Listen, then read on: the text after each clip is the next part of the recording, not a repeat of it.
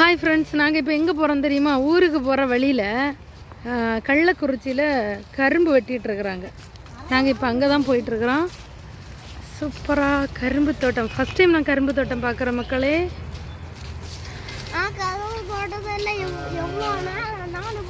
நீ பார்த்துருக்குறியா?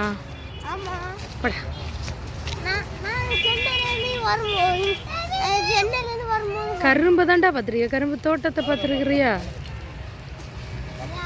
பயங்கரமா வேலை நடக்குது பாத்தீங்களா? கரும்பே நாங்க கேட்கல, அதுக்கு முன்னே இந்த அம்மா கரும்பு கொடுக்குறாங்க. பிள்ளைக்கு மேல எவ்வளவு பாசம் பாருங்க. நல்ல கரும்பா பார்த்து கொடுக்குறாங்களாம். மக்களே, நான் இடம் பெற சொல்லி வந்து வாங்கிடுங்க. ஃப்ரீயாவே கரும்பு கிடைக்கும் நிறையவே. வேலையை மட்டுமே செய்றீங்க. கரும்பு சளிச்சு போச்சு. டெய்லி கரும்பு பார்க்குறதுனால அவங்களுக்கு கூட சளிச்சு போச்சு பாருங்க. கரும்பு நல்ல டேஸ்ட்டாக இருக்குது பார்த்துக்கோங்க. நாங்கள் ஒரு கட்டு கரும்பு கேட்டிருக்கிறோம். இதுதான் ஃபஸ்ட் டைம் கரும்பு தோட்டத்துக்கு உள்ளே போகிறேன். கரும்பு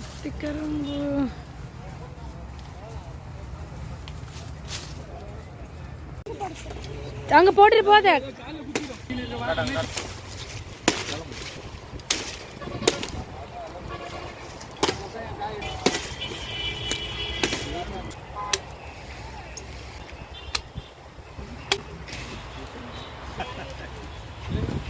சூக்கு கொடுக்கறதுக்காக அந்த இலையை தனியாக கட்டி வைக்கிறாங்க. ஆட்கள் வந்து எடுத்துட்டு போவாங்களாம். கையெல்லாம் மண், கை காலெல்லாம் மண். ஊருக்கு நீ போகணுமா? எப்படி? ஐயே,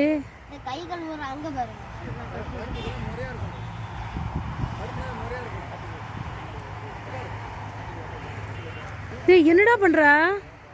அதை இழுத்து புடுங்கி எடு. வரலையா?